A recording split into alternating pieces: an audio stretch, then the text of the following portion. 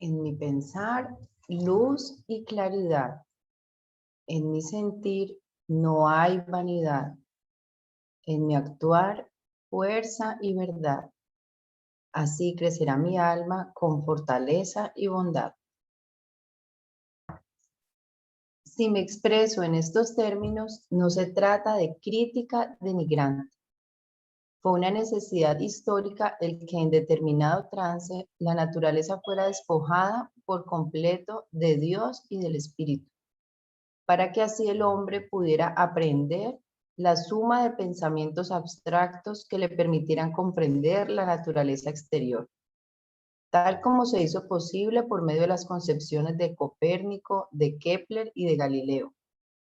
Asimismo, fue una necesidad ineludible que se posesionara de la humanidad el tejido de pensamientos que provocó nuestra época industrial.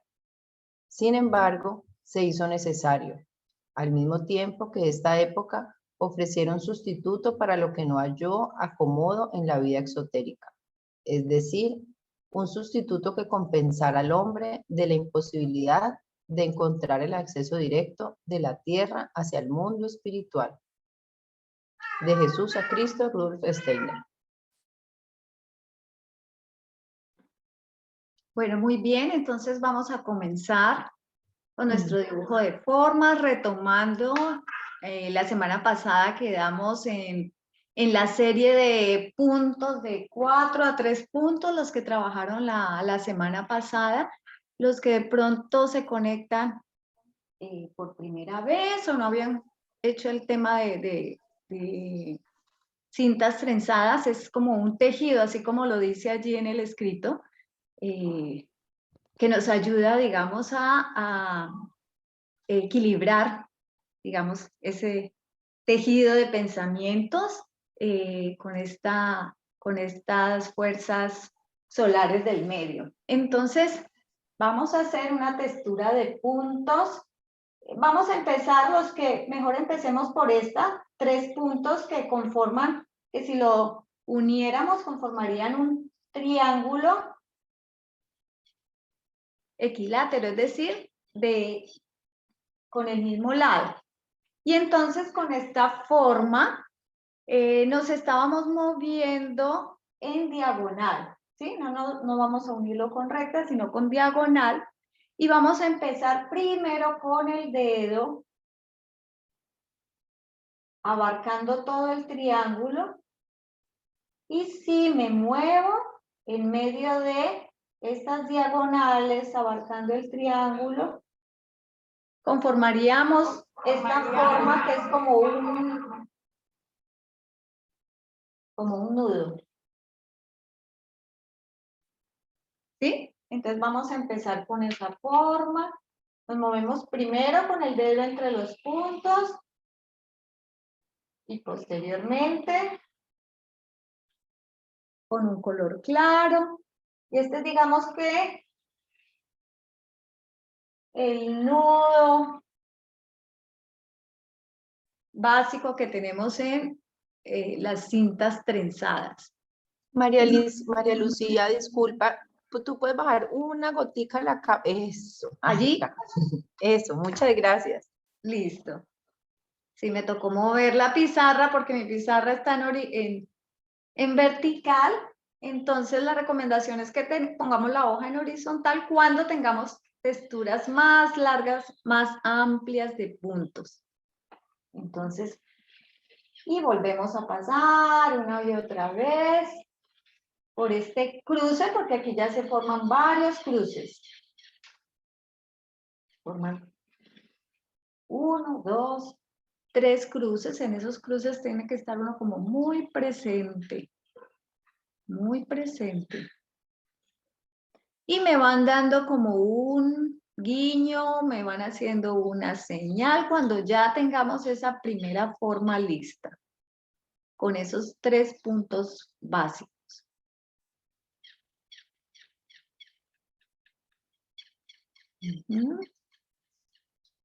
Muy bien, Joana.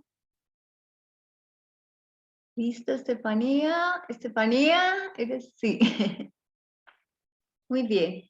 Y tenemos otra textura de puntos para los que ya de pronto han avanzado. Otra textura de puntos aquí arriba. Esta sería 2, 1 y esta es 3, 2. 3 puntos arriba y conformando 2 triángulos, ¿sí? Y nos vamos a mover también en diagonal. Pero me avisan cuando ya estén listos, listas. Ahora sí voy a subir un poquito. Muy bien, Joana. Podemos continuar, me hacen una señal. Ángeles. Muy bien. Nancy. Y con esta otra textura de 3 y 2 puntos, también voy a seguir esta diagonal, abarcando, pero veo que aquí no me puedo devolver. Entonces, en esta textura me tengo que mover en 2 trazos. Aquí sería un trazo.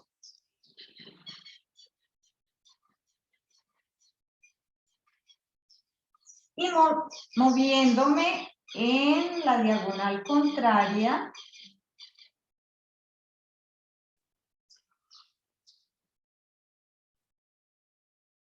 completaría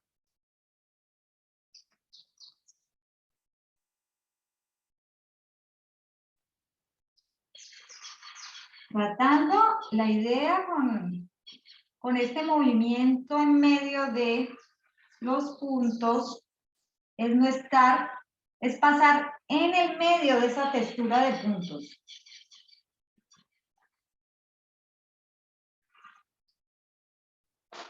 Entonces aquí tengo, observo que tengo 2 trazos para conformar la cinta trenzada de esta 3-2. Y aquí de pronto, para que se observen los cruces.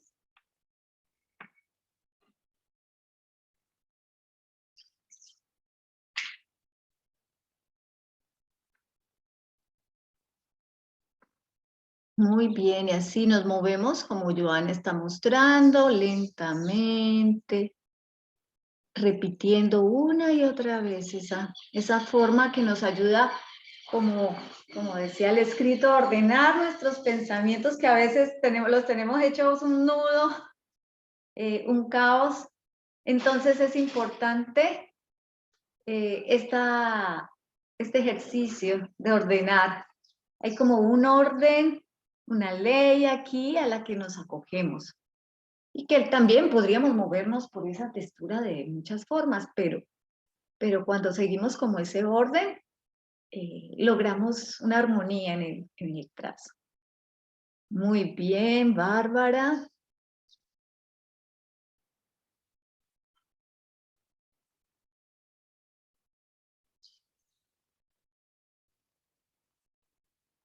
Y mientras ustedes terminan,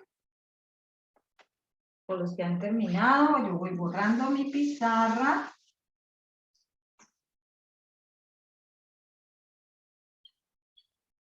Y haciendo una nueva textura de puntos.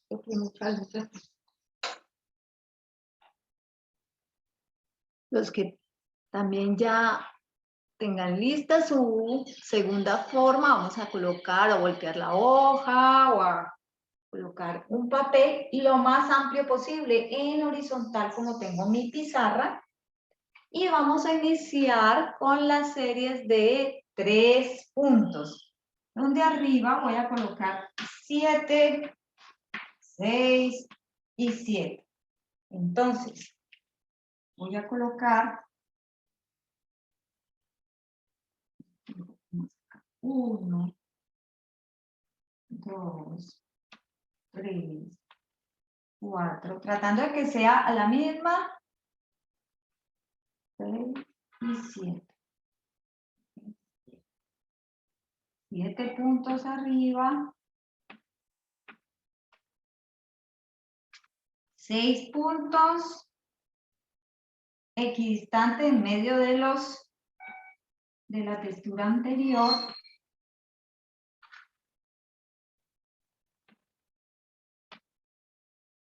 Seis puntos acá y de nuevo 7 puntos.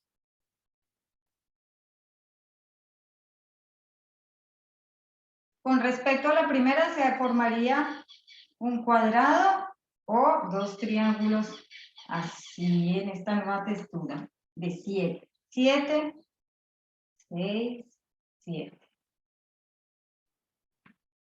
Es muy importante la ubicación. Pronto está muy estrecha. Vamos a ver. 2, 3, 4, 5, 6, 7. Si está muy estrecha aquí, voy a repetir mi textura. Necesita una hoja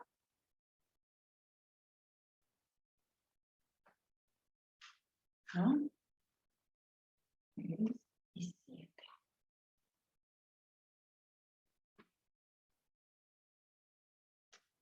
Okay.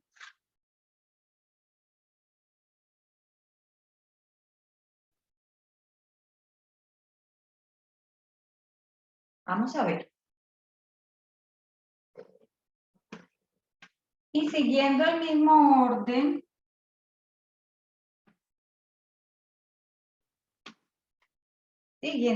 orden, me voy a mover en diagonal en medio de esos triángulos que se conformarían aquí grandes.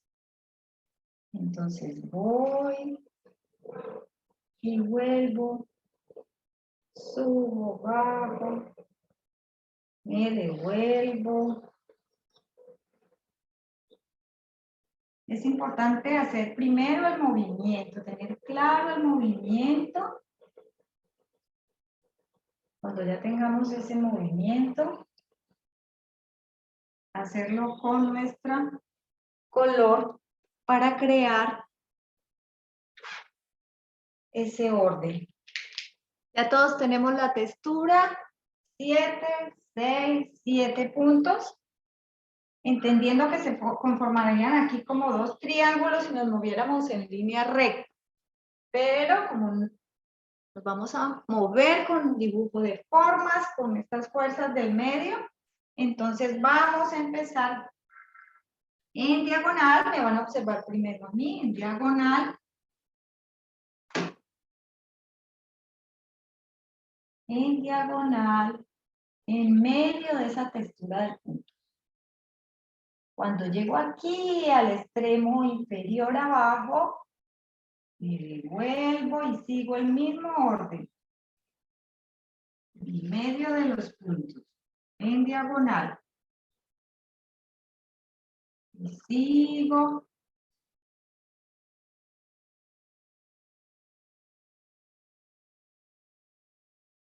Me devuelvo. Y encuentro que ya puedo hacer en un solo trazo toda esta cinta trenzada.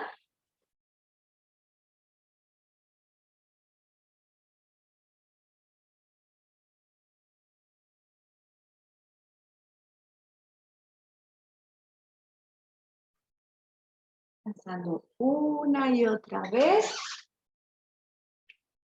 Me alejo, miro como donde necesito equilibrar la forma.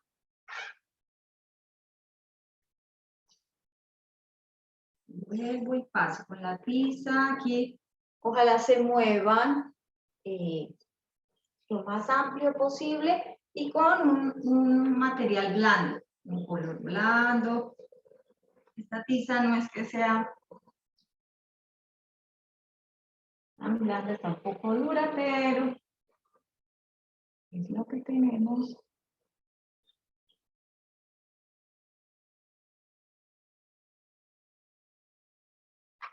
Cada vez equilibrando entre subir, bajar, siguiendo esa ley, en la diagonal, abarcando esas texturas de triángulo.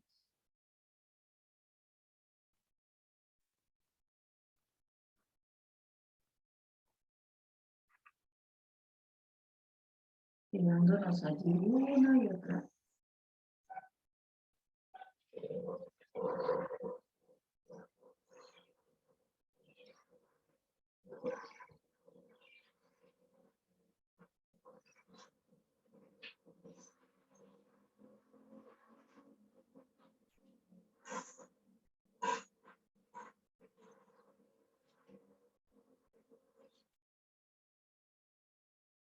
En mi ejercicio se ve que no quedaron bien organizados esos puntos y se ve más estrecho en algunos espacios, por eso la importancia de esa guía inicial, esos puntos, que si bien es como una ley, no vamos a ir siguiendo en línea recta, sino moviéndonos en medio de esa textura.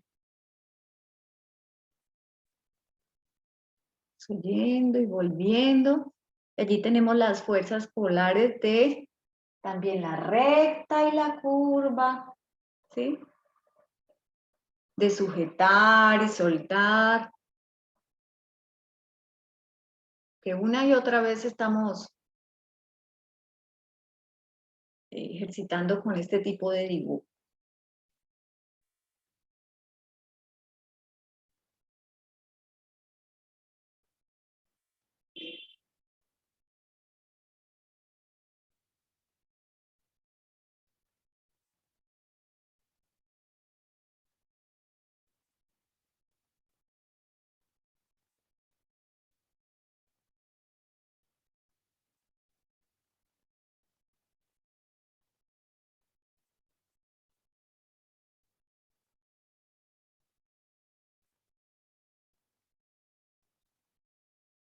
Y este tipo de trenzas que sería como si lo hiciéramos con hilos, serían 4 hilos. O si lo hiciéramos, no sé, se podría con una masa de pan, que a veces hacen esas trenzas con los panes, serían 4. Se llama la cinta trenzada en 4. Muy bien, Vanessa. Muy bien, Bárbara, Joana, Ángeles, Madeleine. Súper lindo. Muy bien, Estefanía. Súper, acuérdense que es muy importante sujetar la hoja en los 4 extremos con cinta, Estefanía, porque cuando la hoja se mueve, esto es como cuando nos falta estabilidad, ¿sí? Cuando no tenemos, digamos, los pies sobre la tierra, es como cuando uno está dibujando, pero le quedan colgando los pies, más o menos. Esa es como la imagen que yo tengo. Bueno, muy bien. Muy bien. Y vamos a intentar hacer una textura más. ¿Qué seguiría? ¿Cuál sería el orden que sigue? Si aquí tengo 7, 6, 7. ¿Cuál seguiría? Si vamos en el orden, los que ya han venido. 6, 5, 6. Muy bien, 6, 5, 6. Entonces vamos a hacerla aquí. Yo la voy a hacer, todavía me cabe aquí abajo. 6. 1, 2, 3, 4, 5, 6. Y ya me puede quedar un poquito más. 6.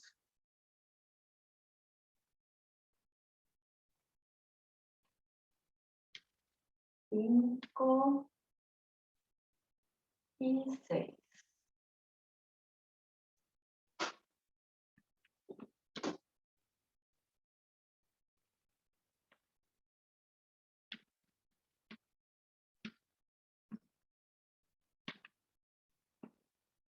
Tratando de que esas texturas sean equidistantes, esos puntos estén sobre la recta. Cuando tenemos clara la ley es más fácil seguirla, pero si tenemos puntos, pues nos va a surgir otra forma. Y allí, nuevamente en medio de, con el dedo, me empiezo a mover en diagonal, como siguiendo esos triángulos que se conforman. Cuando llego aquí, la parte superior extrema, me devuelvo y hago el movimiento contrario. Y aquí veo que se cierra esta primera forma. Y entonces descubro que cuando la línea de arriba es par, se requieren de 2 trazos para completar todo el movimiento.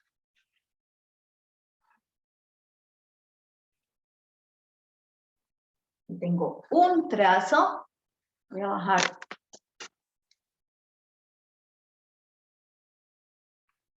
Tengo un trazo que se cerró.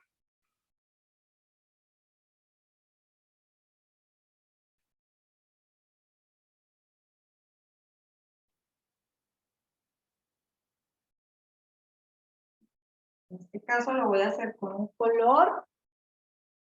Y el otro, para completar, lo voy a hacer de otro color. Pero también me muevo primero en medio de...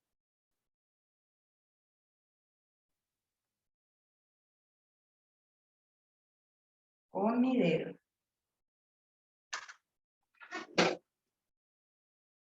Primero del movimiento a la forma, y cuando ya con el movimiento estoy lista, me voy con el color más claro.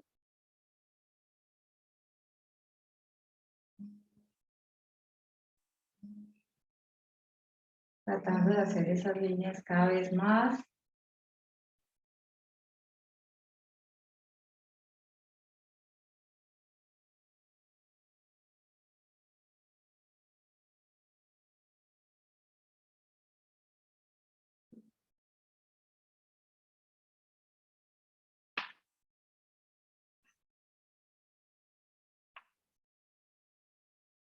Bueno, este no me quedó, no se ve tan. En la pantalla logro ver dónde están las... Algunos están más cercanos. Voy a volver a pasar. Claro, aquí está. Y no puedo yo mirar un poco porque no me quedó en medio de la textura de punta, sino muy cerca. Y entonces se veía. Por eso tratar de tener la misma distancia. De un punto a otro. Bueno, un poco mejor. La pizarra a veces cuesta con el otro color.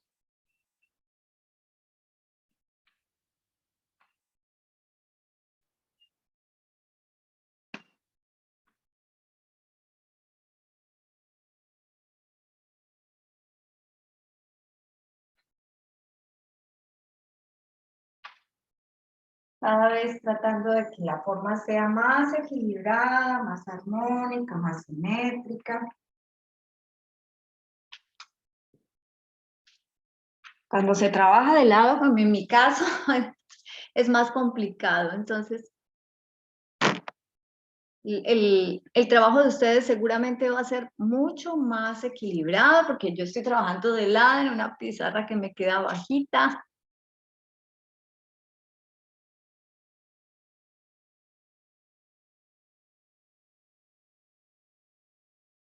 Y lo pueden hacer también de 2 colores, los 2 trazos. Como Nancy, muy bien.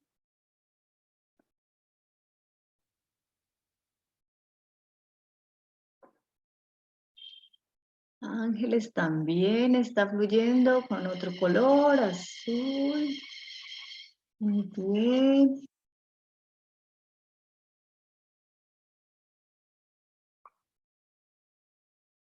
Andrea.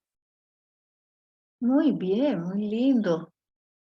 Sí, se nota que hay algunos que están con los pies más firmes sobre la tierra, más centrados, y lo pueden hacer bien en el centro. O sea, el ejercicio sería como que yo estuviera en esta postura, pero les daría la espalda para poder yo hacer un movimiento más centrado y no.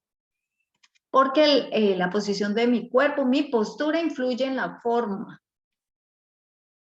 Y si tengo alguna dolencia también, si tengo un lado que me duele. Muy bien, Bárbara. Vanessa. Tratemos, Vanessa, de fluir. No estamos pintando, Vanessa, sino que estamos fluyendo una y otra vez porque sí, nos gusta mucho colorear y a veces nos vamos con este gesto de colorear, colorear, colorear la línea. No, es un movimiento fluido. Ya si queremos colorear después en los espacios en medio de, pues lo pueden hacer ya. Pero el ejercicio es fluir sobre la línea, en medio de. Bueno, nos quedan 3 minutos para un comentario. ¿Alguien quiere contar cómo fue la experiencia en esta nueva textura de cintas trenzadas en 4, porque serían como 4 hilos, pero va sobre 3 líneas de puntos, la textura de 3. ¿Quién quiere contar su experiencia?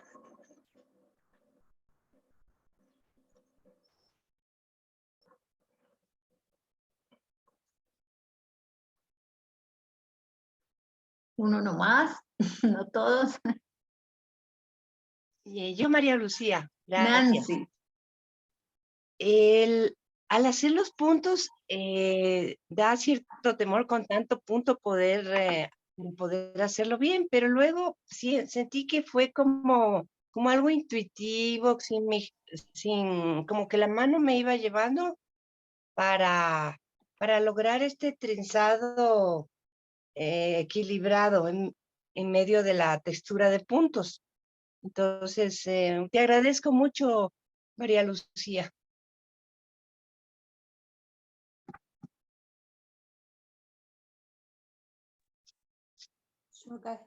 Muchas gracias, Nancy. Sí, qué pena, en ese momento sonó María Lucía. Madeleine. Sí, también. Sí. Muy retador para mí primero ubicarme los puntos y ubicarlos tan simétricamente. Me llevó mucho la concentración y luego darme cuenta que es como envolverla, ¿no? A estos puntitos y darle la simetría y armonía me costó. Y me di cuenta que en el primer ejercicio se puede hacer solo con un solo trazo, ¿no? Fluir y luego juntar, y en el segundo sí era necesario hacer 2 trazos. En esos trazos que iba haciendo, no sé, me llamó mucho la atención y pude visualizar como dos alitas de la mariposa y dije, uy, parece mi tiroides. Y nada, y me comencé a como que a comunicarme también con mi tiroides, ¿no? Porque la siento así un poquito que a veces no quiere funcionar bien, entonces digo, oh, tiroides, gracias por estar acá conmigo, y nada, fluimos juntos en esto, ¿no? Y me pareció como una terapia también, desde mi mundo interno, ¿no? Desde encontrarme con mi ser y con este órgano que a veces no lo visualizo, no lo veo y no siento que está conmigo, pero está. Muchas gracias por este momento tan maravilloso para mí. Gracias, Madeleine. Sí, realmente estas son como esas fuerzas formadoras del sol que las hacemos visibles a través de la forma, pero son esas leyes que se hacen visibles del movimiento a la forma, y allí están. Muchas gracias. Y bueno, espero que sigan fluyendo durante la semana, inspirados en este tema de las cintas trenzadas. Buena semana para todos. Hola, Stephanie. María Lucía, Stephanie nos iba a comentar algo. Acá, disculpe, iba a comentar justo que yo es la primera vez que hago dibujo de forma, no lo había hecho nunca, no lo conocía, lo tenía de oído, pero no lo había hecho nunca, y nada, estoy acostumbrada a dibujar y todo, pero me llamó la atención ese encontrarme con los puntos, y digo, ¿y ahora? O sea, se me había hecho como una especie de merengue de puntos, y sentí eso en la cabeza, ¿no? Como que la cabeza estaba como aturdida cuando entré al papel, el primero más o menos, el segundo bastante desalineado, y ya es como que el tercero fue distinto, y sentí también como esa sensación en la cabeza de decir mayor claridad en la secuencia, me llamó mucho la atención, me encantó. Gracias. Gracias, Estefanía. Y pues estamos haciendo con puntos, el dibujo de formas no siempre es con puntos, porque parte de, digamos, de sentir la forma en nuestro propio, pero estamos siguiendo, digamos, un tema que está dentro del dibujo de formas, que es las cintas trenzadas. Gracias por los comentarios. Bueno, Mario, que tengan buen día. Abrazo. Gracias, María Sí, Lucía. mil bendiciones. Gracias. Gracias, María Lucía, hermosa.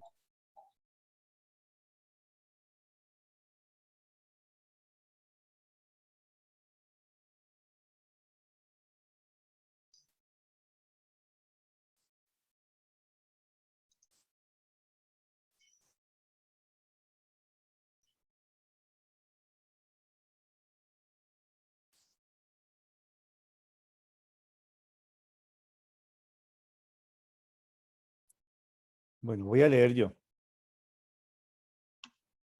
Ok. Si me expreso en estos términos, no se trata de crítica denigrante. Fue una necesidad histórica el que, en determinado trance, la naturaleza fuera despojada por completo de Dios y del Espíritu, para que así el hombre pudiera aprender la suma de pensamientos abstractos que le permitieran comprender la naturaleza exterior, tal como se hizo posible por medio de las concepciones de Copérnico, de Kepler y de Galileo. Asimismo, fue una necesidad ineludible que se posesionara de la humanidad el tejido de pensamientos que provocó nuestra época industrial. Sin embargo, se hizo necesario al mismo tiempo que esta época ofreciera un sustituto para lo que no halló acomodo en la vida exotérica, es decir, un sustituto que compensara al hombre de la imposibilidad de encontrar el acceso directo de la tierra hacia el mundo espiritual. De Jesús a Cristo, Rudolf Steiner.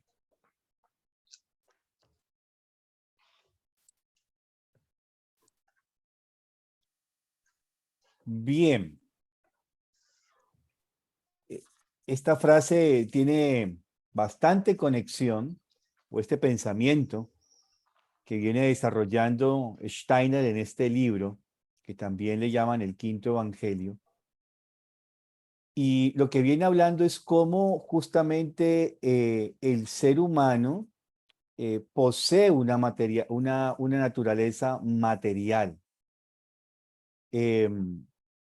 En otros apartes, Steiner dice que el ser humano contemporáneo no le gusta ni de poquito escuchar que somos materialistas. Y cuando uno dice que uno es materialista, uno dice los otros, yo no. Pero justamente lo que hemos venido desarrollando con esta imagen de la enfermedad del pecado en lo corporal de la humanidad, da muestra de que todos nosotros somos seres materializados, somos materialistas. Voy a entrar a la otra presentación. Esperen un segundo.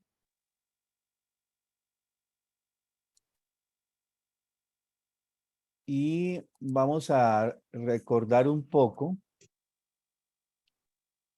el por qué todos somos seres de naturaleza material, o sea, no tendríamos por qué sentirnos ofendidos cuando nos dicen que somos materialistas, porque en realidad lo somos.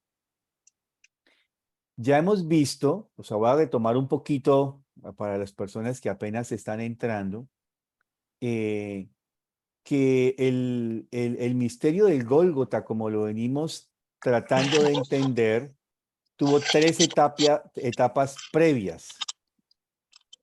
Esperen un segundito porque hay un sonido por allí.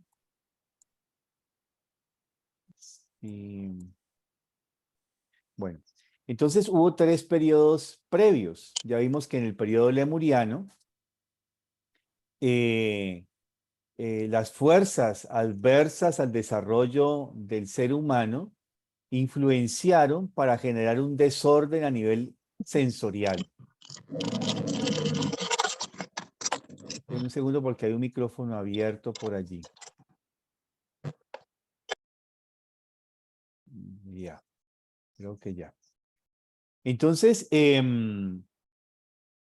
veíamos que allí entonces ese ser humano, esa alma natánica se ofrenda. Ya hemos visto que esa alma natánica tiene unas características muy pristinas, se conserva esto de lo que es como la inocencia y la pureza de esa alma humana en esta alma natánica.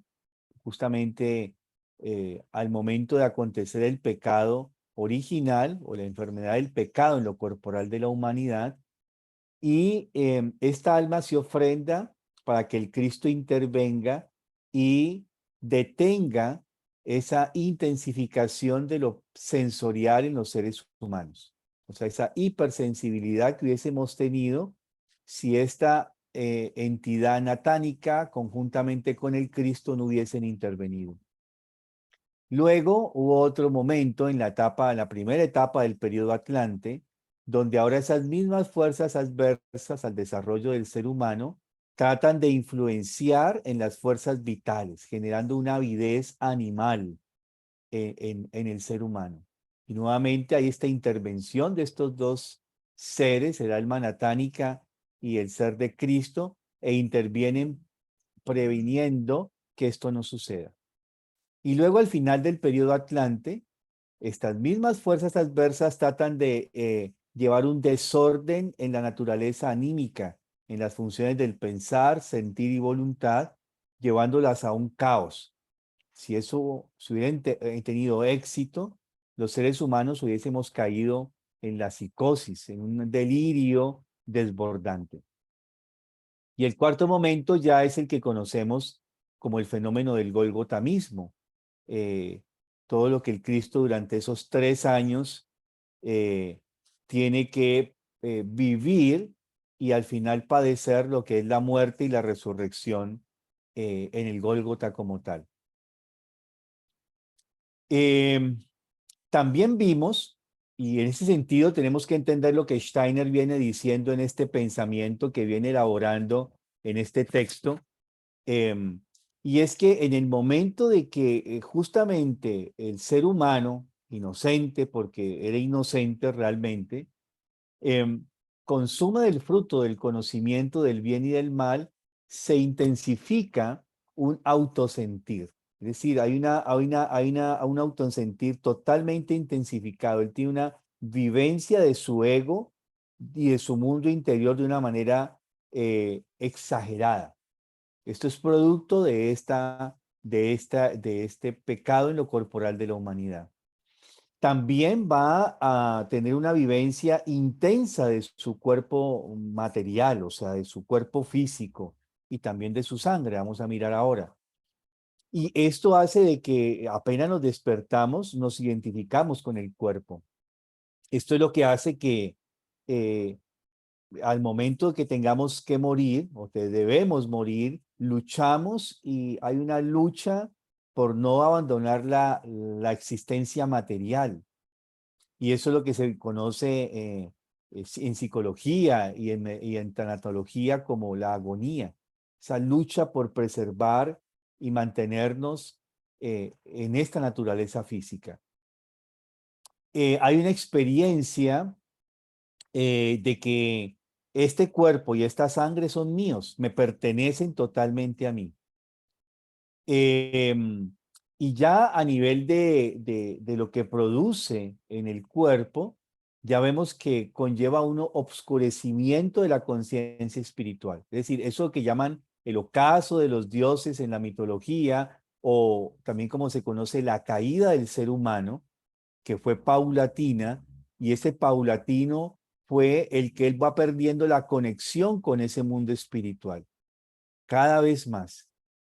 En el cuerpo físico también conlleva que el cuerpo tienda a volverse pesado, a volverse achacoso, a enfermarse. Y la muerte. El pecado original conlleva justamente a este fenómeno de la muerte, de la enfermedad y de la pérdida de la conciencia del mundo espiritual. En la sangre vemos que entonces se intensifican los instintos, apetitos y deseos en nosotros. Casi que cuando decimos yo, hoy en día, ese yo se está identificando con esos instintos, apetitos y deseos. El amor propio se intensifica, o sea, mi ego comienza a crecer, a sentirse muy grande, poderoso. Y vemos esa percepción de que esta intensificación de esa conciencia de que somos cuerpo y sangre conlleva que lo espiritual solo nos podamos acercar o entender de manera teórica, como lo estamos tratando de hacer acá, ¿sí? Pero a través de pensamientos vivos, tratamos de que estos pensamientos se muevan una y otra vez. Estos aspectos los quiero traer justamente porque este pensamiento que Steiner viene desarrollando de Jesús a Cristo, él viene diciendo esto. Y por eso dice de que no lo tomen a mal. Es decir, somos materialistas, todos, por consecuencia de este pecado original o de la enfermedad del pecado en lo corporal de la humanidad. Y ahora viene el fenómeno, ya vi esto, bueno, paso porque eso ya lo habíamos visto, cómo esa conciencia se va oscureciendo lentamente y cómo ahora la consecuencia que podemos tener es que si nos identificamos plenamente con esa naturaleza física, que es la que está representada en esta línea que estoy señalando aquí, que es la curva que va desde la base, llegando a este cenit y luego descendiendo, que es la curva de esa vitalidad física. Es decir, cuando nacemos tenemos muchas fuerzas de vida, fuerzas anabólicas, que son las que predominan. También tenemos las fuerzas catabólicas. Uno coloquialmente lo dice, es que uno desde que nace ya comienza a morir, de alguna manera, desde dos puntos de vista. Desde que cuando nacemos tenemos un tiempo de vida concreto para realizar nuestro destino. Y es un tiempo que va transcurriendo como cuando uno enciende una vela. La vela tiene un tamaño y uno la enciende y esa llama va consumiendo esa materia que es la cera. Y si la dejamos siempre prendida, ella va consumiendo hasta que finalmente esa llama termina por consumir toda la sustancia de la cera. Y entonces se apaga la llama.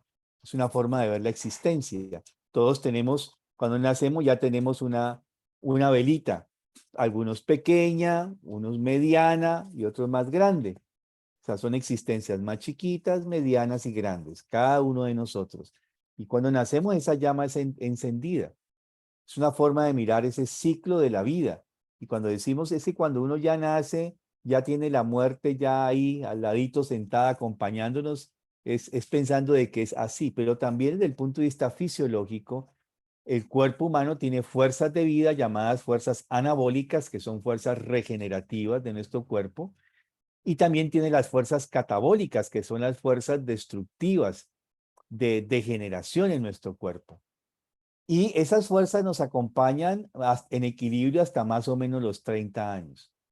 A partir de los 30 años, las fuerzas anabólicas comienzan a disminuir y las fuerzas catabólicas a incrementarse. Y eso es lo que va haciendo que nuestro cuerpo se vuelva achacoso, decrépito, que envejezcamos, que nos enfermemos. Tiene que ver con eso de las fuerzas del predominio de las fuerzas anabólicas y de las fuerzas catabólicas. Las fuerzas, cuando el predominio de las fuerzas catabólicas está en nuestro cuerpo, nos enfermamos, se vuelve achacoso y morimos. Entonces nuestra naturaleza anímica espiritual, que en principio es independiente de las fuerzas físicas y de vida, si nosotros solo nos identificamos plenamente con nuestro cuerpo físico, esas cualidades anímicas espirituales van a decaer de la misma manera como el cuerpo físico decae y se vuelve decrépito y se vuelve anquilosado y nos volvemos así, escleróticos. O sea que esa naturaleza anímica espiritual, si nos identificamos plenamente con nuestra naturaleza física, pues va a tener el mismo destino que el cuerpo físico. Pero si ya comenzamos a darnos cuenta y a trabajar con ese conocimiento de que no somos meramente materia, sino que también somos una entidad anímica espiritual y transformamos nuestra alma y comenzamos a apropiarnos de nuestros procesos anímicos y comenzamos a ennoblecernos, como vamos a mirar ahora más adelante, entonces ya esa naturaleza anímica espiritual no tiene la condición de decaer con el decaimiento que naturalmente tendrá que tener el cuerpo físico. Y si trabajamos todavía mucho más y nos vinculamos con estas fuerzas de resurrección, entonces podemos lograr, quizás podríamos lograr más bien en un futuro posible, valga la redundancia, futuro posible, es que levantamos esta parte anímica espiritual y así, pues, superamos esta parte que llegaría a un nivel medio o decaer con la parte física. Eso es lo que estamos tratando de mostrar con esto de la resurrección, porque justamente esto es lo que hace el Cristo.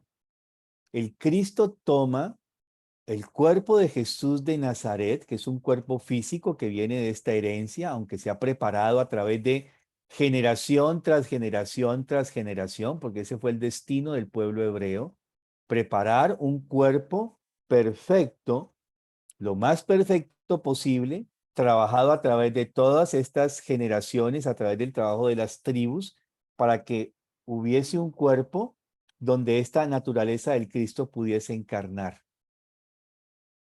Y Él toma este cuerpo físico.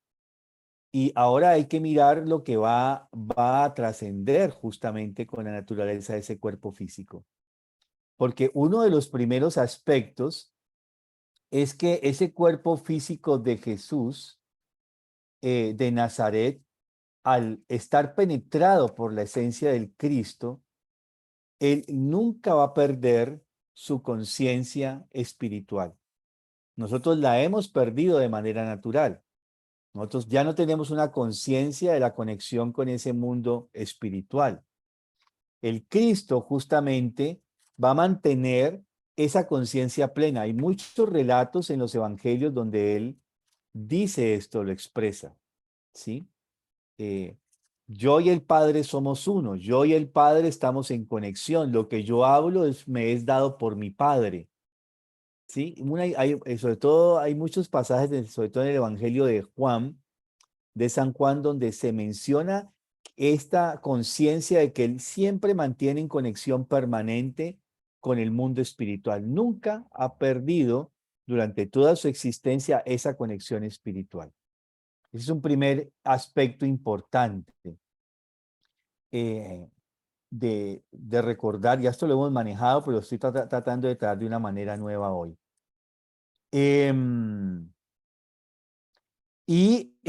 Justamente el otro aspecto es que este cuerpo humano comienza a tener una transformación de eso que es la enfermedad del pecado en lo corporal de la humanidad. Es decir, al incorporarse el ser de Cristo en el cuerpo de Jesús de Nazaret, esta pesadez de la materia y de la demasiada exceso de conciencia en la sangre, justamente va a comenzar a transformarse.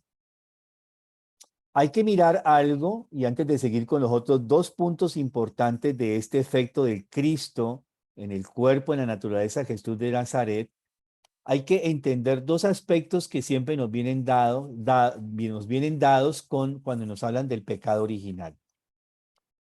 Porque ahí tenemos algo que se nos ha introducido en la conciencia como lo que llamamos pecado, culpa y deuda. Es decir, si tenemos un pecado, tenemos una deuda y tenemos una culpa. Y eso hay que transformarlo. Porque justamente dada, o podríamos decirlo así, gracias al pecado original, a esa intensificación de la conciencia del cuerpo, ¿sí? O sea, a eso que vivimos apegados y sujetos, sometidos al cuerpo físico, nos es dado una posibilidad enorme.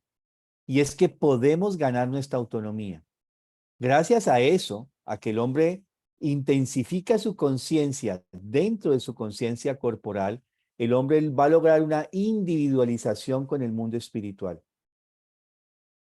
De no haber sido esto, nuestra conciencia siempre hubiese estado, en vez de estar sujeta al cuerpo físico, estaría siempre sujeta a la conciencia espiritual.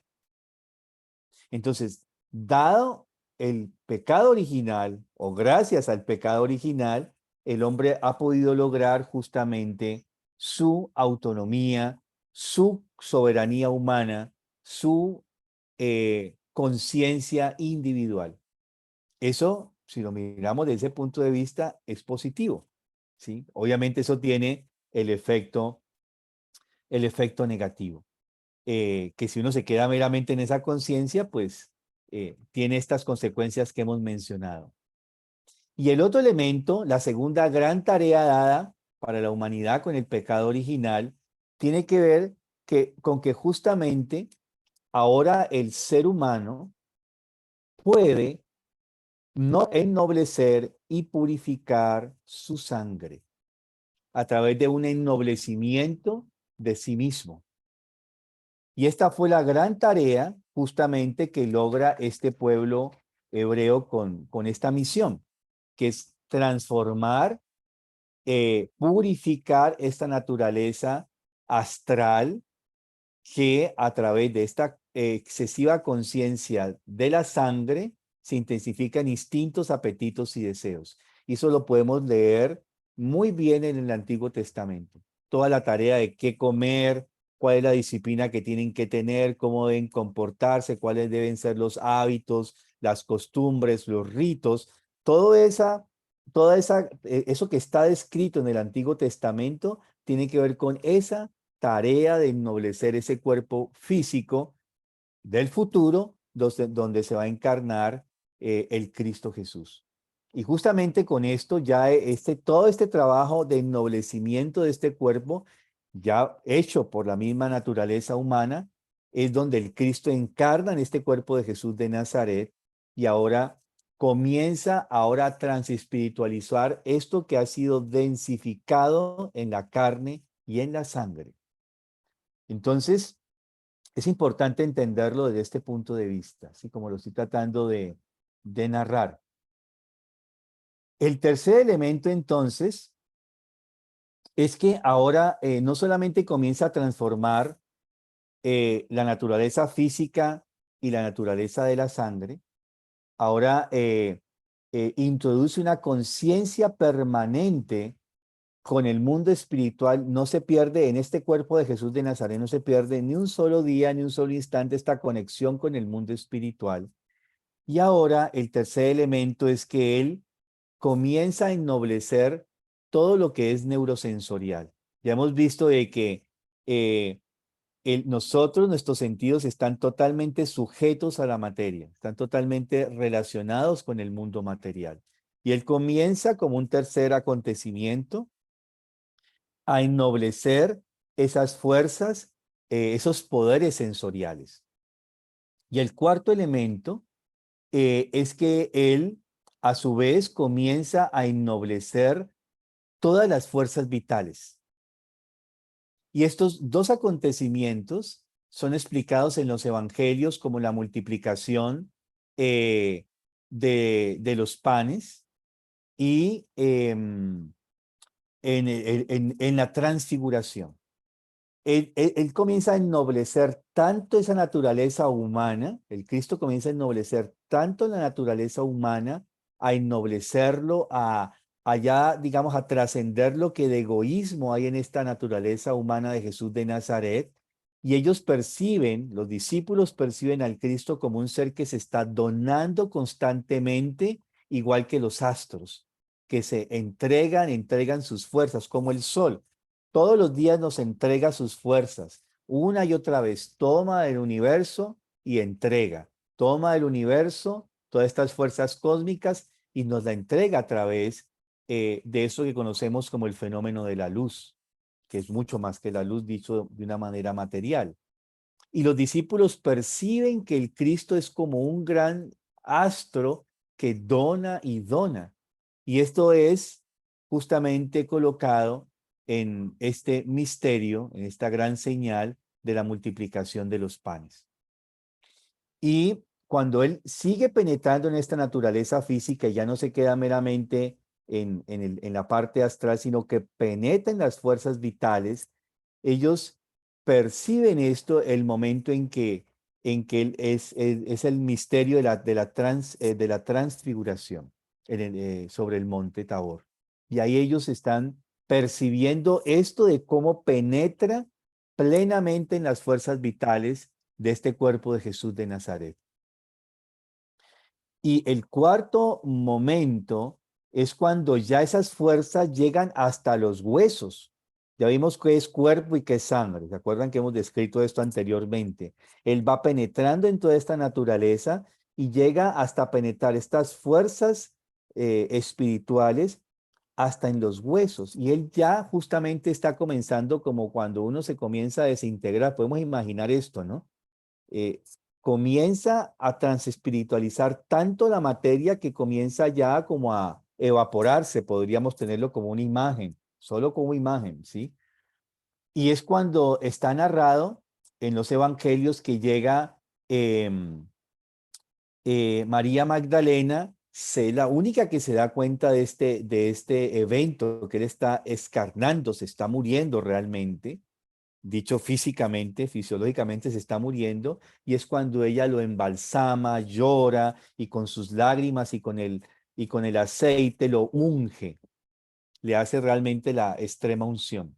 Nadie de los discípulos entiende eso, lo ven como algo caprichoso y demasiado oneroso lo que está haciendo ella. Pero con esto lo logra mantener justamente dentro de su corporalidad. Y es aquí ahora donde acontece el jueves, ¿cierto? Este jueves donde él toma en la última cena y es donde impregna con esas fuerzas que ya ha transmutado completamente, ha transustanciado y comienza a impregnar esas fuerzas del cuerpo en el pan y las fuerzas transespiritualizadas, las fuerzas del cuerpo físico en el pan y las fuerzas transespiritualizadas de la sangre en el vino. Son imágenes para que logremos entender un poco este misterio de la transubstanciación. Entonces, de esta manera, justamente, logra sostenerse y va a comenzar todo el proceso que vamos a conocer de los 3 días, 3 días y medio realmente, que va a ser el misterio de la transubstanciación. Este fenómeno de la transustanciación debemos entenderlo de dos formas. Una cosa es el hecho del resucitado, la resurrección, ¿sí? Como proceso, por un lado, y el hecho del resucitado, el hecho de que el Cristo realmente logra quitar todo ese peso que cargaba la humanidad desde el principio con el pecado original, le logra arrebatar justamente a la materia, al espíritu de la materia, le logra arrebatar ese cuerpo que él posee, transespiritualizándolo y llevando a la justamente al fenómeno de la resurrección. Es justamente cuando él logra levantar este cuerpo y emerge y están estos colores. A mí me gusta mucho esta imagen de la resurrección de Grunewald, porque justamente son los colores que si uno meditara en el fenómeno de la resurrección, percibiría estos colores, que son los colores de la transespiritualización.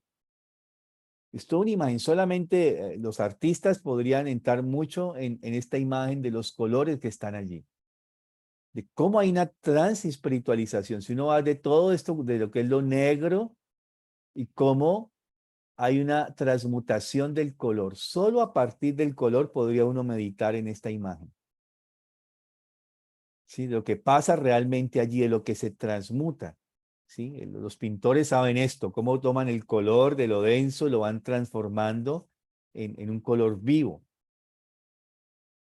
Entonces, entender el hecho del resucitado como hecho realizado, no como una teoría. Hoy en día tenemos que entenderlo como una teoría porque pues nosotros no somos el cuerpo de Jesús de Nazaret, por supuesto. Entonces tenemos que acercarnos con nuestros pensamientos a este misterio y tratar de entenderlo. Yo sé que no es tan fácil. Estamos tratando de hacer el esfuerzo, ¿sí? de llegar a al menos una ligera comprensión de esto, que no es una teoría, no es un dogma de fe, es un hecho. El resucitado es un hecho. Jesús, como resucitado, es un hecho. Tatsache se diría en alemán. Y la resurrección es un proceso también de vida. La resurrección es un hecho de la cual nosotros podemos también tomar de ese aspecto como un proceso que acontece constantemente si nos vinculamos al ser de Cristo. Si nosotros logramos, esforzándonos en la comprensión de la resurrección, conectarnos al ser de Cristo, podemos tomar o vivenciar ese proceso de la resurrección. ¿Cómo podemos tratar de entender esto?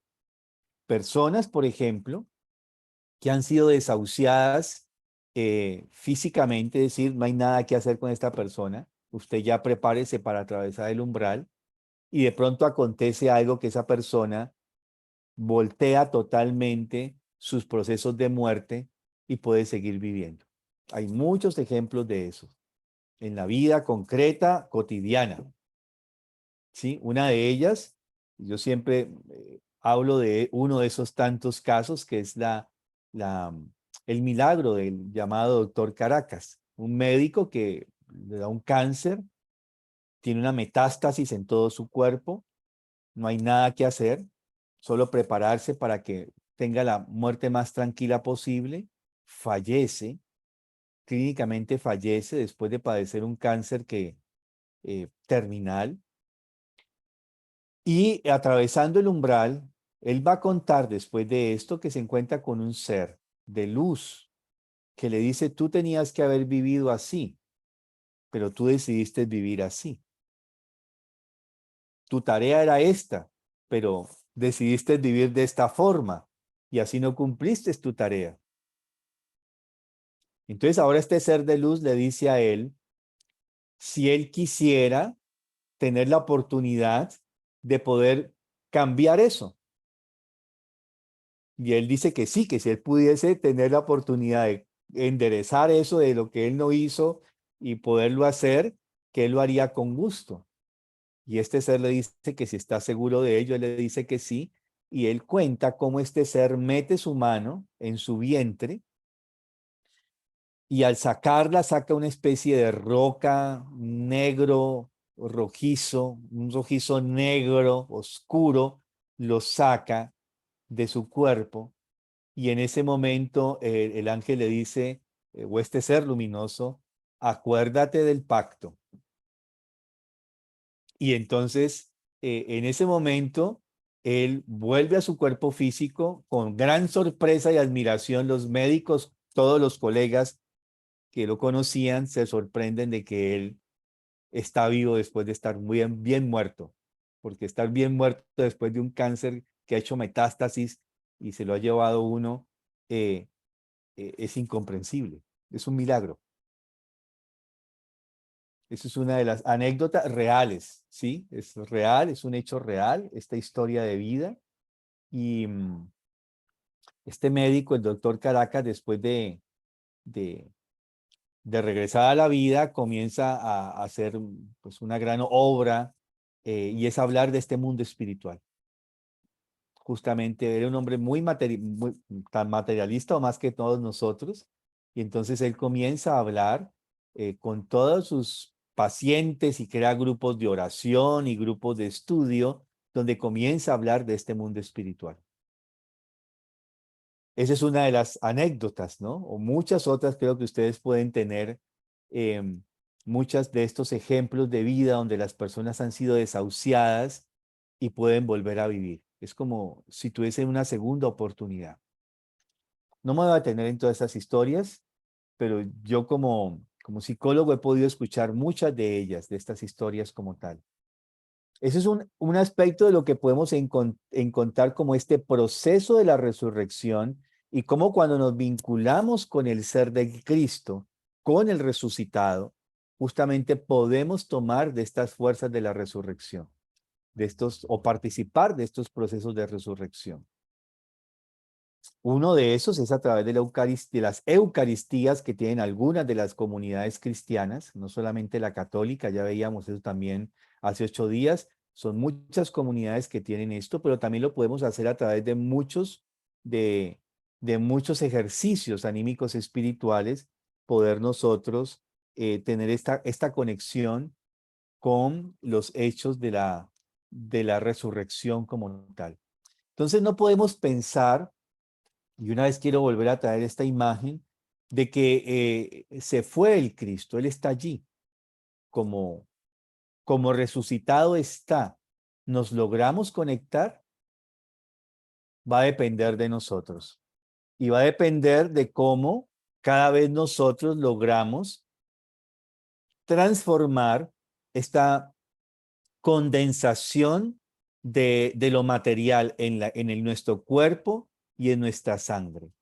Y es ahí donde viene todo el sentido de las escuelas de iniciación, porque el gran trabajo de las escuelas de iniciación o las escuelas esotéricas es justamente lograr que nosotros perdamos la conexión con el mundo espiritual, es decir, que superemos este ambiente de obscurecimiento de nuestra conciencia espiritual. Esa es la gran tarea que tenemos como seres humanos. El hecho del Cristo como resucitado nos ha permitido que Él justamente, ya lo veíamos también hace 8 días, por un lado, pueda impregnar sustancia espiritual en la materia, pero también arrebatar de la materia lo que es material, es decir, transespiritualizar la materia. Y yo siempre trato de pensar como buen materialista, hijo de esta época, y como yo digo, yo soy Santo Tomás, tengo que verlo y tocarlo para poderlo creer, pero a veces pues uno no puede ni ver ni tocar todo, sino utilizar su imaginación.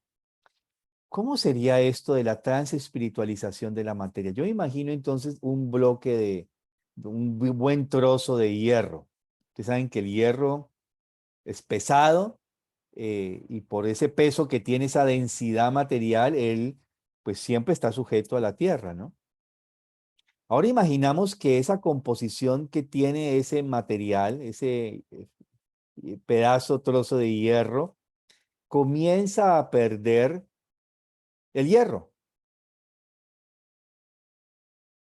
¿Qué pasaría si ese trozo de hierro comienza a perder el hierro?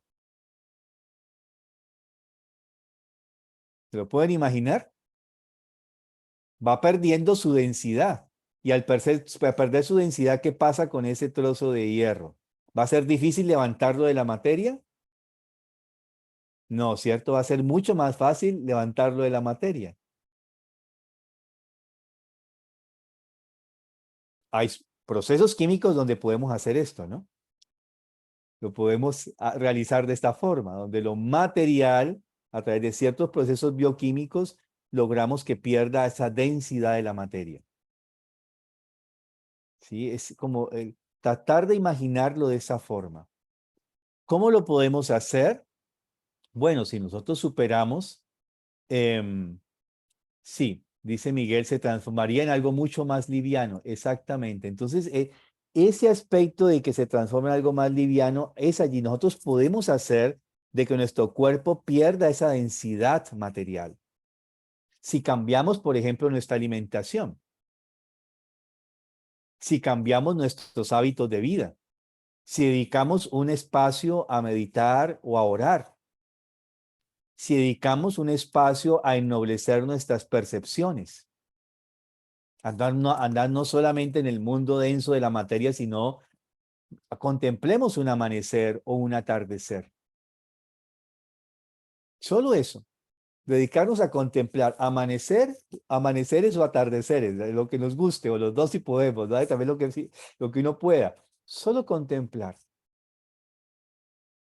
Eso va generando algo sin yo ser consciente, plenamente consciente de ello, en todos mis órganos sensoriales. Yo me voy volviendo más susceptible al color, por ejemplo, a formas mucho más sutiles. Comienzo a leer aspectos que en la naturaleza se comienzan a manejar, o sea, a transformar, o sea, algo pasa. Y si yo comienzo a ennoblecer mis instintos, apetitos y deseos, a ser menos voraz, a ser menos terrenal, algo también comienza a pasar en mí. Si me comienzo a interesar ya no meramente en mí mismo, sino en todos los demás, si me convierto en pan de vida para los demás. Recordemos estos 7 yo soy. Ahí tenemos un gran camino de ejercitación para ello. Cada uno de los 4 evangelios nos muestra este camino. Yo tomo hoy en día más el de San Juan y trato de ejercitarme en cada uno de los 7 yo soy. ¿Cómo yo me convierto en pan de vida para los demás? Ya no pienso solamente en mí mismo, sino en los otros. Comienzo a ser un ser más generoso, un ser que piensa también en los demás, que actúa y se concentra no solamente en desarrollar su propia biografía, sino en apoyar la biografía de otros seres humanos. Y quizá llegaría a transformar mi biografía en una biografía que solo está al servicio de otros seres humanos. Alguna vez hablaba con la maestra fundadora de nuestro colegio y en un trabajo que estábamos haciendo que se llama portafolios, ella teníamos que hacer todos 4 biografías nuestras, ¿no? Desde 4 puntos de vista, la misma biografía, pero desde 4 puntos de vista, digámoslo así. Y ella me decía, me es imposible, Mario. Me es imposible, yo no puedo hacerlo. Y yo le dije, ¿por qué no puedes hacer tus 4 enfoques de biografía? No, tampoco lo puedo entender. Me dice, es que mi vida ha estado al servicio de esta iniciativa. Yo no tengo más biografía que la biografía de esta institución.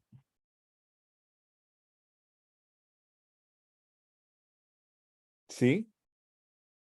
Y eso lo vemos frecuentemente, ¿no? Las madres conocen mucho esto, ¿no? Se entregan su propia vida por la vida de los hijos. Son capaces de renunciar a su propia vida por la vida de sus hijos. Ahora imaginemos esto no en el sentido de que tiene algo de egoísmo, que son los propios hijos, sino en otros que no son nuestros hijos. Y ahí estamos trascendiendo esto, ¿no? O sea, ahí estamos transespiritualizando. No podemos hacer algo conscientemente en la colaboración justamente de este proceso de los procesos de la resurrección. Estamos aportando de esta forma y estamos aportando la tarea del resucitado. Hay una imagen en los evangelios que siempre para mí fue un enigma y es la imagen de Simón de Siriné. Un novelero, como todos nosotros, cuando hay un accidente por ahí en las vías nos paramos de noveleros a ver qué pasó, ¿cierto? Simón de Siriné vio una algarabía y se acerca como novelero a ver qué pasa. Y lo ven grandote, fuerte, ¿cierto? Y así, arbitrariamente le dicen los guardias, toma tú y ayúdala a llevar la cruz. ¿Y por qué yo? Bueno, hágale pues y no le damos también látigo a usted. Y le toca comenzar a ayudarle a llevar la cruz a Cristo. Es toda una imagen arquetípica. El Cristo en esa imagen arquetípica de la humanidad está tomando allí todo el peso del karma de la humanidad. ¿Y cuál es ese gran karma de la humanidad? Que el pecado en lo corporal de la humanidad. Él toma allí, asume el gran karma de la humanidad y lo lleva ahí representado en la cruz como símbolo. Y ahora está ahí al borde de sus fuerzas. Y le piden a un ser humano, novelero, que le ayude. Ni siquiera es uno de los discípulos, es un novelero que aparece allí. Aparentemente, ¿no? Aparentemente un novelero que llega por casualidad. Y le piden a este Simón de Cirene que tome y le ayude a llevar la cruz. La pregunta es si queremos ser Simón de Cirene, cada uno de nosotros en esa gran tarea. ¿Qué podemos tomar? Es la pregunta individual. No hagas nada más de lo que puedas soportar. Es un principio espiritual. No hagas nada más de aquello que puedas soportar. Es decir, el mundo espiritual siempre ha respetado y respetará nuestra decisión de autonomía y de libertad. Esa es nuestra gran tarea. En libertad, hacer aquello que podamos soportar. En este camino de ayudar al Cristo, al resucitado, en la tarea de los procesos de la resurrección. Bien, dejemos hoy ahí y abramos un espacio para las inquietudes, los aportes, las preguntas que puedan surgir.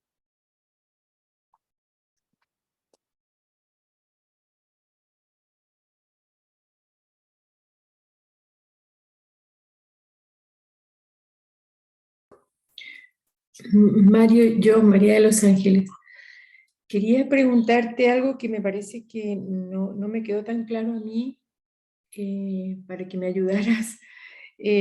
Con respecto, cuando estabas hablando de la resurrección, es Cristo el que resucita el cuerpo de Jesús, ¿verdad? Es Jesús como imagen arquetípica de la humanidad, el que es resucitado por el Cristo. Es así, correcto, ¿verdad? Sí, Jesús, este Jesús de Nazaret, es, digamos, el ser humano que viene siendo preparado por toda esta cultura hebrea. La tarea de la cultura hebrea es preparar este cuerpo, un cuerpo en el cual pueda encarnar en su debido momento el ser de Cristo. Y es esta imagen arquetípica donde en este Jesús de Nazaret va a estar encarnada el alma del Jesús natánico, o sea, del antiguo Adán natánico, ¿sí? Y es ahí donde está este cuerpo, esta alma natánica, y es ahí donde se incorpora el Cristo. ¿Sí? En las antiguas tradiciones se veía este momento culminante de incorporación plena en el momento del Gólgota. O sea, en el bautizo. Es ahí donde entra plenamente la incorporación del Cristo en este cuerpo de Jesús de Nazaret. Plenamente. Obviamente vemos que su encarnación en la tierra fue gradual, ¿no? Vimos esos 4 grandes momentos, ¿sí? Y ese cuarto momento, que ya es la incorporación en el cuerpo de Jesús de Nazaret, también es paulatina, no es una cosa que sucede de manera abrupta. Es paulatino hasta que se prepara en ese momento del bautizo en el Jordán. Y ahí comienza ya esta tarea plena durante estos 3 años y medio de justamente de esto que traté de describir, de cómo esa sustancia de sangre y cuerpo la comienza a transubstanciar, ¿sí? Ennobleciendo estos aspectos que mencionamos.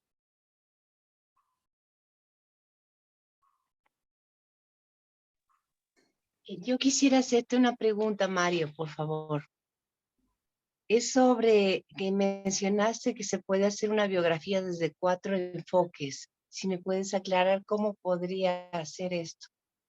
¿Qué enfoques son? Bueno, ese es otro tema, pero luego en este portafolio uno puede organizar su biografía en 4 momentos. Uno, la biografía mía, o sea, de quién soy yo, de quién nací, de quién soy hijo, cuántos hermanos tengo, en qué lugar de la familia nací, si soy el primero o de los primeros, de los segundos o de los últimos, quiénes son mis ancestros, de dónde vengo yo, y bueno, a veces uno llega hasta la 5ª generación atrás, ¿no?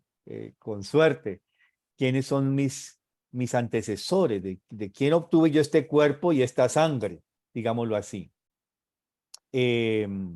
Eventos biográficos, aspectos trascendentales en mi biografía, a qué edad caminé, a qué edad comencé el cambio de dientes, la maduración sexual, todo esto. Ese es el aspecto biográfico, digamos, en ese sentido. La segunda biografía, digámoslo así, es la parte de formación. ¿Cómo, a qué edad comencé la escolaridad? ¿Cómo fue? ¿Dónde estudié? ¿Dónde fue mi educación primaria, secundaria, mi educación terciaria, postterciaria? Todo lo que es formación, todo lo que tiene que ver con formación, esa es otra biografía, otra de las dimensiones de la biografía. Y la tercera es, ¿qué he hecho profesionalmente a nivel laboral profesional? No, pues que yo a los 12 le ayudaba al carpintero de la cuadra y ahí aprendí algo de carpintería, o ayudaba a mecánica y luego comencé a trabajar en esto, aquello. O sea, todas las competencias que yo he logrado desarrollar a través de lo práctico, del hacer.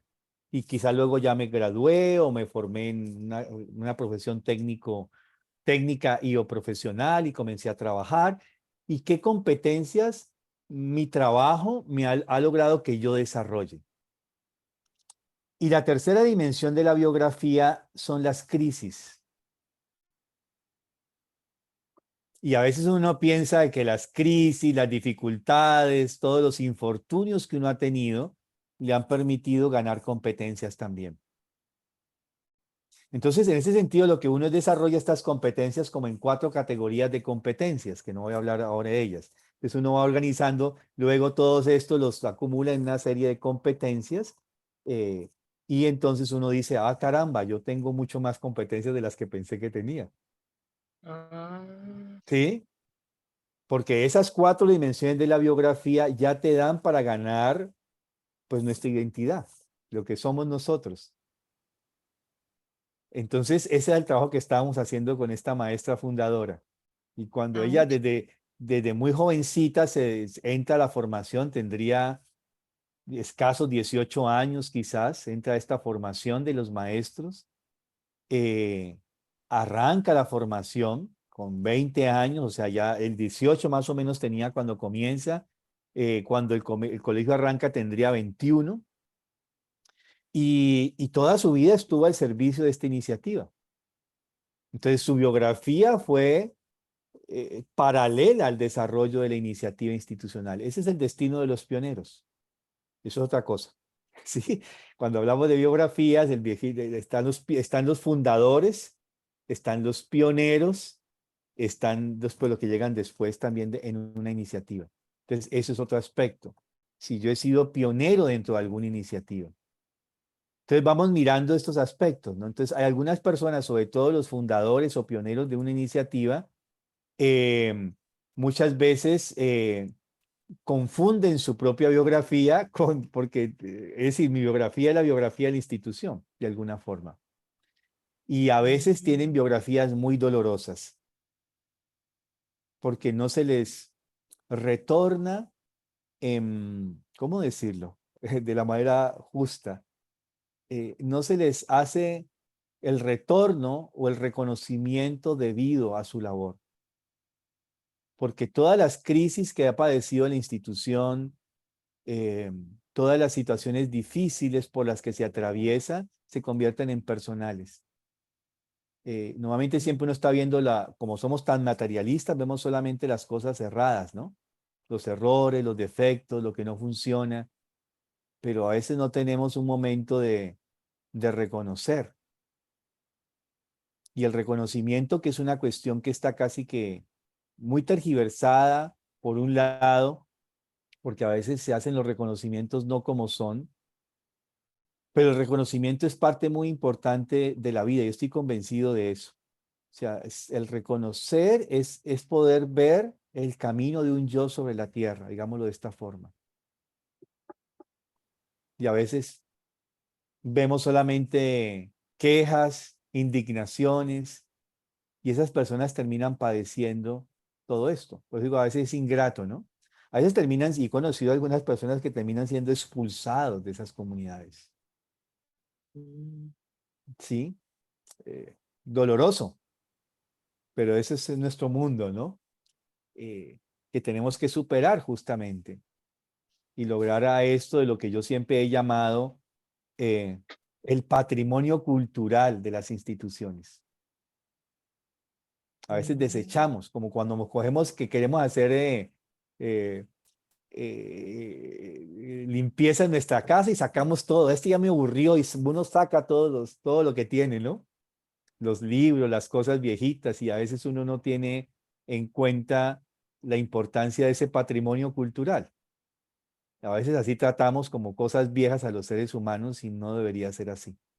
Pero bueno, eso es un tema que se vive en muchas instituciones, en todas las instituciones, en especial con las personas que han sido los fundadores o pioneros de cualquier tipo de iniciativa, ¿no? Miguel. Gracias, Mario. Sí, solo recomendar una película, una serie que están dando en Netflix, en la publicidad, que se llama Will Country, que es la vida del maestro Osho, hablando de las instituciones y ver cómo él en Estados Unidos desarrolla toda una ciudad y luego se tiene que ir o lo expulsan de ese país. De hecho, el título de la película lo dice, pues, Will Country.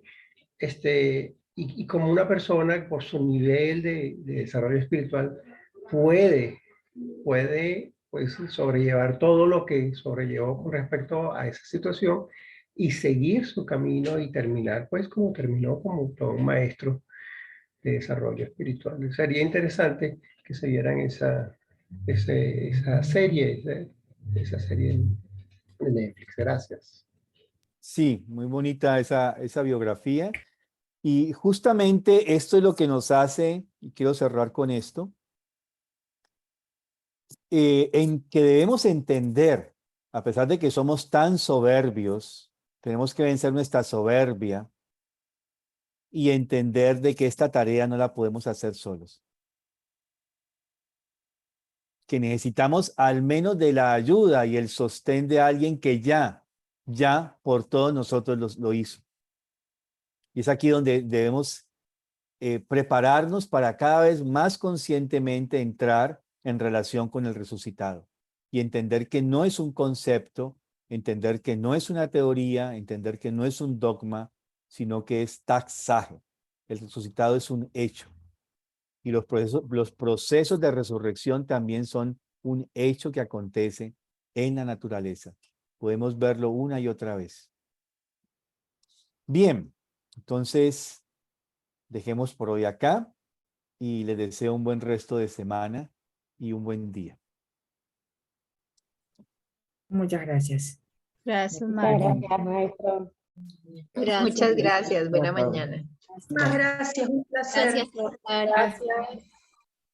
Joana, el verso para cerrar. Gracias a todos. Ay. Un segundo ya. En mi pensar, luz y claridad. En mi sentir, no hay vanidad. En mi actuar, fuerza y verdad. Así crecerá mi alma con fortaleza y bondad. Gracias. Feliz mañana. Gracias. Bien. Buen día. Gracias, Joana. Gracias, Gracias Mario. a Feliz día. todos. Chao. Gracias.